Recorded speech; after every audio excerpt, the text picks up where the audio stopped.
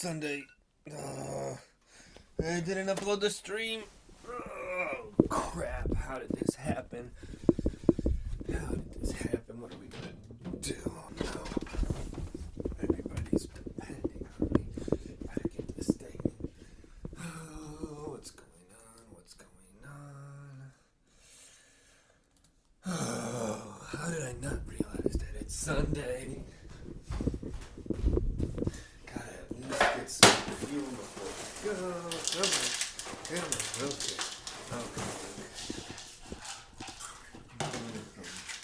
Coffee. Dad, make it Wednesday. Dad, look at Hold on, guys. It's only Wednesday. I thought it was Sunday. Why didn't anyone tell me?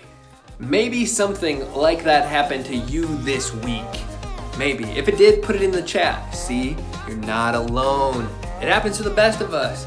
Things are weird right now. It's hard to keep track of things, right? Whether it's the day of the week, like you woke up today and you forgot it was Sunday. Maybe not. Maybe you forget what season of the show you're in that you're watching right now. Maybe you forget whether or not you ate breakfast today, whether or not you ate lunch yesterday. What'd you have for dinner last night? Nobody knows. Do you know? Tell us what you had for dinner in the chat. I'd love to get hungry right now. Important news for all of you at home watching. This is a very special day. I think most of you guys know why it's a special day. It is today. It is May 10th, 2020. It is very special. The reason it's a special day is because everyone at home right now is watching the Sunday stream. That's why it is so special. No, that's not it. You guys know. No, today is a special day, May 10th, 2020, because we want to wish Keenan Thompson a happy birthday. Keenan, it is his birthday. Go ahead, check out these amazing clips from Keenan's career. Okay, now, welcome to Family Feud. Y'all like this suit? Reminds me of when I went to prom with my high school sweetheart, Lorraine. I can still see it now. Two young, crazy, fun-loving kids jumped me in the parking lot and stole my car. Welcome to Good Burger, home of the Good Burger. Can I take your order? Now looky here, fluffer nutter. How'd you know I had a crush on Naomi? I read your diary. Oh, guess that explains it. I knew there had to be a logical explanation to all this. Because a boy can't have extra mental abilities without having regular mental ability. Angeles calling for the puck. He gets it. It's knuckle puck time. He winds up. He shoots. He scores. What a shot. Okay, well, it's also Bono's birthday today, but I don't like him as much. Watch this short clip of a U2 song. No, Bono, no! But it is a beautiful day. The reason it's a beautiful day, guys, is because, most of you know this, I think, is because it is Mother's Day, okay? So make sure to wish your mom a happy Mother's Day, give her a hug, okay? Tell her you love her. And we do know Mother's Day isn't the same for everybody. Everyone has a little bit of a different situation at home, but we want you guys to know we are for you, that we love you, and we want all the moms that are watching or maybe are around, if they can hear us, that we wish them a happy Mother's Day as well. Also, if you need to give a gift to your mom, like and subscribe. Job done. Seriously though, we're almost to 200 subscribers. So because it is Mother's Day, we have the top 10 animal facts about moms. Ready? Number 10, a harp seal mom can identify her pup seal solely based on smell alone amongst hundreds of other puppies, seal puppies. Wow. Number 9, a mother cheetah finds a hiding place often for her cubs before going off to hunt. Good job, Mom. Protect your babies. Number 8, giraffe moms. Look at this. This is wild. Giraffe moms often return to the place that they were born at to have their baby. So think about that. If you're at home, wherever your mom was born is where you would have been born. So maybe if your mom is from someplace really far away, that's where you would have been born if you were a giraffe. But you're not. Number 7, a mother meerkat will often find someone to babysit her cubs when she goes out from the den. We're not the only ones who invented babysitting. It was also done by meerkat. Number 6, we are looking at elephant moms who endure a 22-month-long pregnancy. If that doesn't sound like a long time, ask your mom. Number 5, looking at the octopus who lays over 50,000 eggs. 50,000 little baby octopi. Number 4, alligator mom. This is crazy, okay? They carry baby alligators around in their jaw to help them get used to the water and eating fish and snails and other crustaceans. But just think about that. Like, I would be like, oh, accidentally swallowed Jimmy. Whoops. Oh, there goes Susie. Oh, there goes Addison. Just accidentally when I was eating my hamburger. Not that alligators eat hamburgers. Thank goodness. More for us. All right, number 3, koala bear moms. If you didn't know this about koala bears, they eat eucalyptus leaves, which are poisonous, and they're able to do it because there's lining in their stomach that kills off the bacteria. However, their babies' stomachs are not built to do this just yet. So, koala bear moms eat their own poop, chew it up, and give it to the babies to eat. Talk about selflessness and humility. Wow, Philippians 2 in action. Number 2, no, I'm not talking about, what koala bear moms eat. I'm talking about polar bear moms. Okay, polar bear moms through pregnancy gain 400 pounds. And guess how big their baby polar bear is? It is 1 pound. That's insane. And number 1 fact for animal moms is we're talking about human moms because they serve as a nurse, a maid, a chef, a referee, a chauffeur, a teacher, a life coach, a stylist, a chief financial officer, a psychic who knows everything about your future and can answer all your hardest questions, a translator, a travel agent, a personal trainer, a comforter, a laundry service, and she does it all for free. And there's probably more that I didn't mention. So the number 1 fact belongs to the human mom. Your mom. You're welcome. Well, that is a ton of animal facts about moms, is it not? Let's keep the ball rolling. Today we are talking about the big picture. Again, week 4. We only have 1 week left. You're not going to want to miss it. We're looking at the life of Joseph, where he is facing difficult things in his life and is struggling to see the big picture. Maybe that's us today. Maybe we're still wrestling. A lot of us are definitely still wrestling in this time of what is the big picture? What's life going to look like beyond this time of quarantine? What's the big picture here? And in this story today that we're going to see, he is learning how to trust God and trust that God is always working. And so that's what I want us to look at today. There's a verse in Romans chapter 8 that I want to share with you right now. Check it out. It says, "And we know that for those who love God, all things work together for good, for those who are called according to his purpose." And so let's remember that as we dive in today to Joseph's story. Well, today we have a very special guest here with us. Probably my favorite guest that we've had yet on the Sunday stream. As long as we've been having the Sunday stream, I think this is my favorite guest. No offense to all of our other guests who have been amazing, but this guest I'm a little biased towards. You saw them if you watched the Sunday stream 2 weeks ago when we had the whipped cream game. Yes, you guessed it. It's my dog. Good boy, Kato. Who's a good boy? Oh, yes. Just kidding. It's my wife, Ann. Welcome to the Sunday stream. Thank you for having me. All right. Well, today we're continuing our conversation in this series of the big picture where we're talking about what to do when we can't see it. And to help with that, we've been looking through the life of Joseph. And for today, Ann's going to help us talk about it because today is Mother's Day. So as we're talking about this story of what it looks like to trust God, even when we don't know what the big picture is, we still want to be talking and making today about our moms. And you're the best mom I know. Aw, thank you. So I thought she would be good to talk with today. Well, Ann, I know that you've watched most of our Sunday streams, maybe not all of them, but most of them. Same goes for you guys. Don't get all righteous at home. You've missed a couple weekends. I'm looking at you. Anyways, Annie, welcome back to the Sunday stream. We're so glad that you're here. We typically start by having a little bit of fun, and with it being Mother's Day, I thought I would ask you some good mom questions. Perfect. Okay, number 1, when was the last time you rode a motorcycle? A couple years? Couple years? I like it. Couple years. I like it. Another good mom question. Have you ever milked a cow? Ooh, yeah. Okay, cool. When? Ooh, probably middle school. Okay, there you go. Okay. What are all of the models under the Ford? Go. What? A Ford Explorer, a Ford Escape, a Ford Escort, a Ford Focus, a Ford F-150, a Ford Super Duty. That's probably like an F-150 Super Duty. A Ford Mustang, a Ford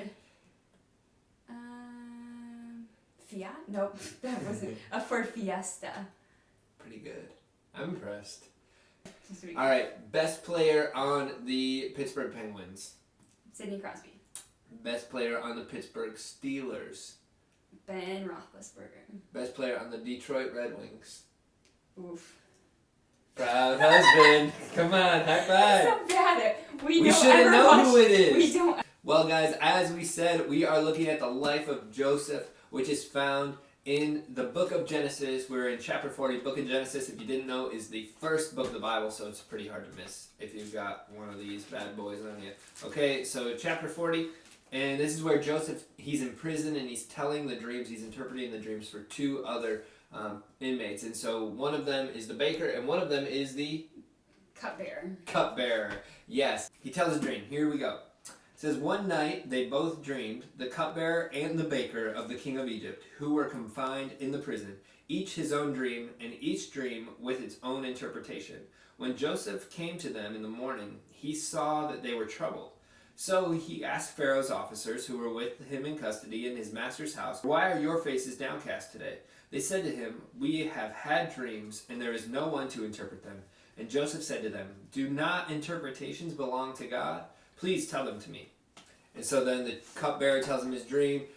Baker tells him his dream. Essentially, Joseph ends up predicting that Baker is going to die and be executed. The cupbearer is going to live. If you've seen Joseph in the amazing Technicolor Dreamcoat, it goes a little bit something like this. There I was standing with baskets of bread. That's all you get for now. It continues a little bit later in verse 14, and Joseph tells the cupbearer, after he tells him his dream, he says, only remember me when it is well with you, and please do me the kindness to mention me to Pharaoh. Tell him about me. And so get me out of this house, out of this prison. And then it says 3 days later, on the third day, which was Pharaoh's birthday, he made a feast for all his servants and lifted up the head of the chief cupbearer and the head of the chief baker among his servants. He restored the chief cupbearer to his position, and he placed the cup in Pharaoh's hand. But he hanged the chief baker as Joseph had interpreted to them. Yet the chief cupbearer did not remember Joseph, but he had forgotten. So crazy to think about, because Joseph, it was like 2 days ago, he was like, hey man, here's your dream, here's what's going to happen. And he like tells him exactly what it is, but then and then he says, only thing I ask, just remember me when you get set free. And he didn't remember. 2 days later. He forgot. Oh yeah. This. Oh my God. Here's your dream. Yeah. Thanks a lot, Joseph. Thanks a lot, chief cupbearer. So Joseph, in those moments, in those early days, he had to have been frustrated. He had to have been wondering. I told the cupbearer what was going to happen to him.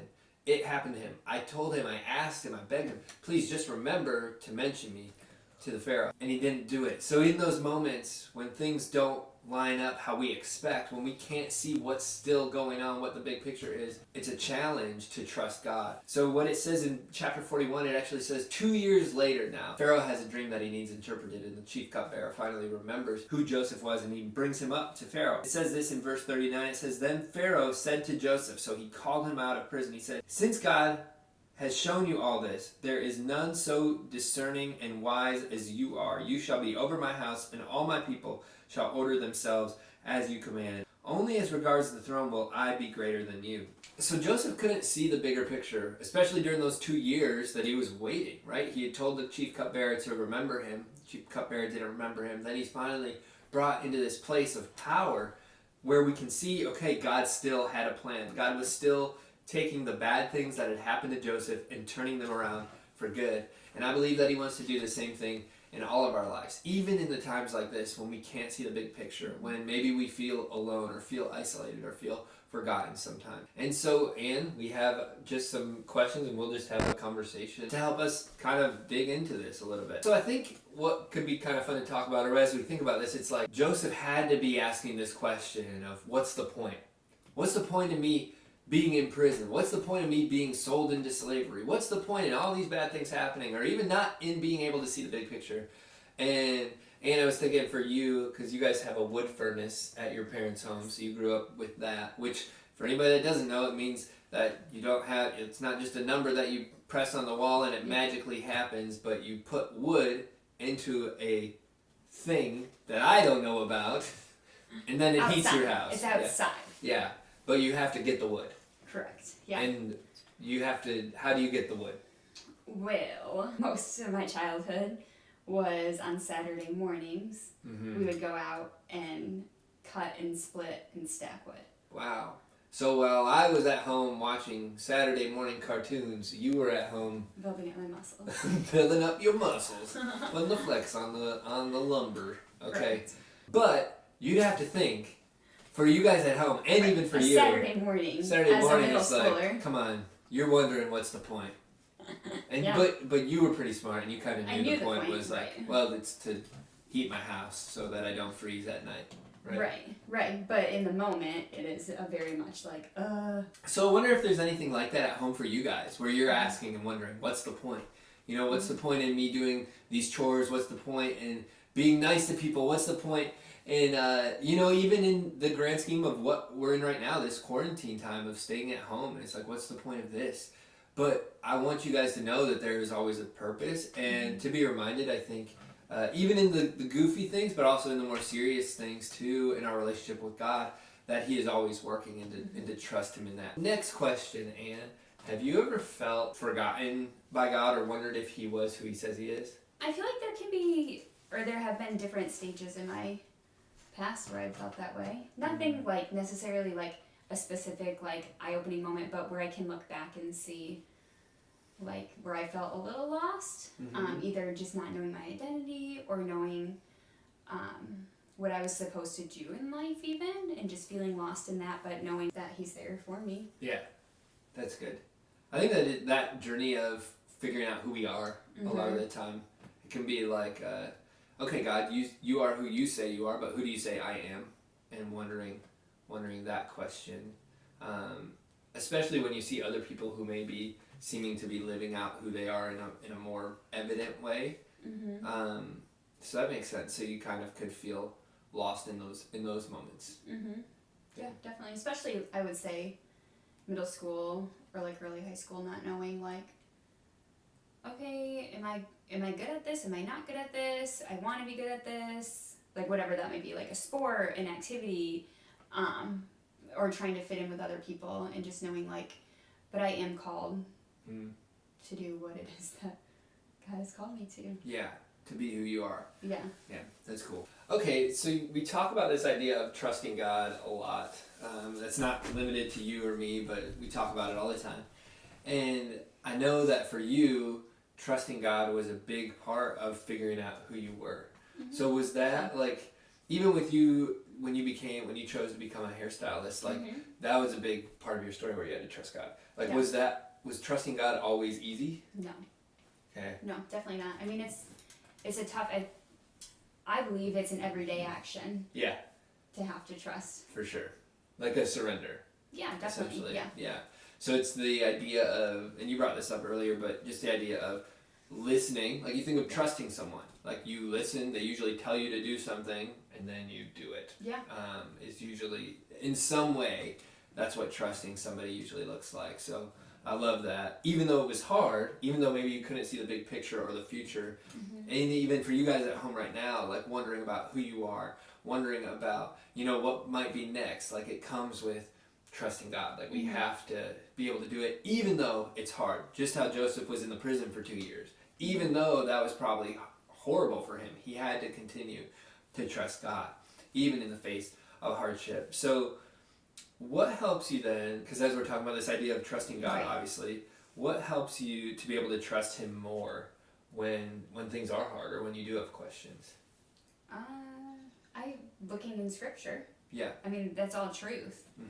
So it can seem hard a lot of the time.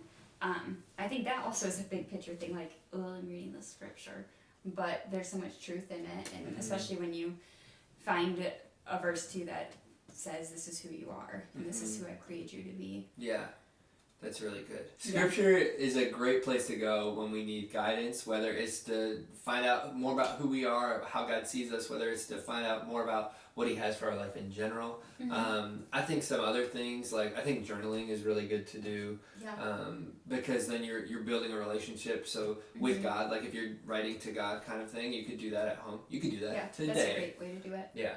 I was going to say I do that. For me, it creates a conversation, like you said, versus just Like I can see my written words, and I can also go back and see where God has been faithful, and where He has answered my prayers. Yeah. I was also going to say like small group leaders or mentors too, that can pour into you and speak words of truth. That's really good. For who you are. Do you feel like, because I know we've been on a journey, I know you've been on a journey, but like as far as hearing God's voice, so obviously we just mentioned like hearing God's voice through Scripture, like we can ask for wisdom from Him there, we can hear Him through other people, like small group leaders. Yeah. What does it look like otherwise to hear from God for you? Well, for me, it's like through images. Like if I'm praying and God shows me an image. Yeah, I think that's awesome. Yeah, that's a way. Or being still and quiet, and the first thought that comes to your head. Yeah. A lot of times. Yep. Is God speaking, and a lot of times it's uncomfortable. Yeah. Just because we're not used to quiet. Yes. But it's really important to prioritize, I think, especially when we're in places of unknown, into the unknown. When we're in places of the unknown, and we need to trust Him, we need to hear from Him in times like this, in any hardship that we faced in life, or that we face in life, it's important to make sure that we're listening to Him, so that we can do what He says. Yeah, and creating that space. Yep. To do it. Yeah. Cool. Well, that's all I wanted to talk about today and have you here. And it is Mother's Day. So for those of you at home who are still wondering what to do for your mom and how to make today, which is kind of weird, like you couldn't probably go out, maybe some of you got like food ordered in or whatever, but you can't go out to brunch at the Holiday Inn. That's what we used to do. Maybe once I did that. After church, gonna go to Big Apple Bagels. Not on Mother's Day. We got some bacon. Got some bacon and eggs. Got me. Mother's Day, what is it called? Breakfast in bed? Yes, do breakfast and do anything you can. You want them to do breakfast in bed? They're watching this at 10:50 right now. It's 10:50. Your mom is awake. Right. Your mom they need to be up before that. Yeah, so hopefully you, in retrospect, you did breakfast in bed. Hopefully you already did. Right. Yes. You already did breakfast in bed. Yes. Mothers deserve the world. Yeah, they do. Are you saying I have to get you the world? Oh, I forget. I ain't made it that money. I'm saying for them to realize or to know that moms do so much, especially in this time. Yeah, it is being crazy. With all kids. of you and your siblings, if you have siblings, and all or that. Working, and then being a student. Also true. So we have a challenge for you. So there's 3 things you gotta do. The first one, make something. Make a video. Shoot a video right after your Zoom group. Shoot a 1-minute video just telling your mom how much you love her, what she means to you. I think that would be really good. And it's pretty easy to do. Maybe not a video, maybe make a card. Yes, make a card. Yeah. Put some words in there. Artistic. Maybe you can draw. Ooh, paint. Neat. You paint? Great. But you would like it if Nora painted you something. Or like... Challenge, another thing. Okay, hopefully now I need to go to a paint with Nora. Awesome. So you can paint something, make something, be creative, take some time and do something cool. Offer to help out at home. Yes. Offer to help out at home. Dishes. Ooh, that was directed at me. I know that one was. Dishes, do whatever you can. Your mom's probably doing a lot right now. Help out. Whether it's cleaning, that's probably what it is. It's probably cleaning. Maybe cooking. Some of you can help with that. Maybe make a meal. Be nice to your siblings. Yeah, offer to help out in that way. That's really good. And then the last one is multiply those things. Which what I mean by that is obviously it spells mom. Do it more than just today. Because your mom is worthy of your love, and however you can serve her more than just one day of the year. Yes. Right? Yeah. So I have to do dishes more than just one day of the year. Okay. That's what I know. Now you guys know it. And what do they gotta do? They are going to make something. A video, a card, something creative. And next they're going to offer to do something around the house. Cool. And they're going to multiply. Do it every day. Yes, not just and it's today. not every day, more frequently than there you once go. a year. Give it some grace. That's nice. Yeah, a little grace in there. Yeah.